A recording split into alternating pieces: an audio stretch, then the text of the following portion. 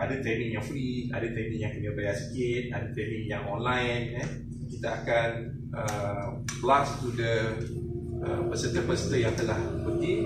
Dia ada dalam database, dan kita juga ada aktiviti-aktiviti untuk melahirkan talent dalam menggunakan blockchain.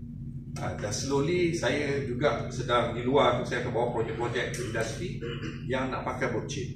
Kalau blockchain ni falsafah dia lain sikit daripada teknologi yang biasa-biasa. Jadi kalau tanya bank ni kurang gemar sikit dengan blockchain. Kalau tanya government, politician mungkin kurang gemar sikit dengan blockchain kan.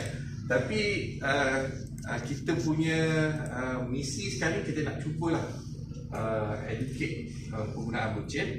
Dan jadi di kalangan kita ni mungkin ada yang minat hands on. Kita juga nak ada training nanti yang hands on, penggunaan bahasa language sebagainya, penggunaan tool-tool yang kita blockchain. Dan kita nak juga ada akan hands on dengan projek blockchain.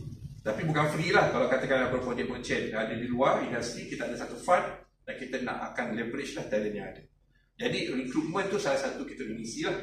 Dan aktiviti-aktiviti, ada yang kita nak buat editor, kita nak buat conference, kita akan jemput lah. Jadi kepada yang berminat, yang minat forex ke apa, Bitcoin tu saya tak tahu lah. Iaitu mungkin bukan kita orang punya mission lah. Bukan. Tapi kita pergi pada blockchain yang lain. Bukan blockchain. Yang Bitcoin tu tuan-tuan dah faham blockchain, boleh main kat luar lah. Boleh main forex kat luar kan. Jadi itulah. Jadi saya nak fahamkan bahawa Bit is a born from kerjasama strategik.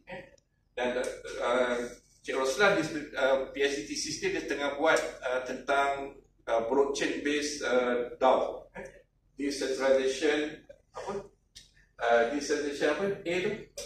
Autonomous Organization. That's why koperasi dia penting sebagai case study untuk DAO tadi.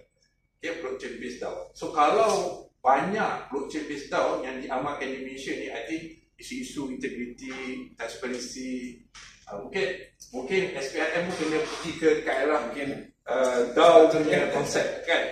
So itulah yang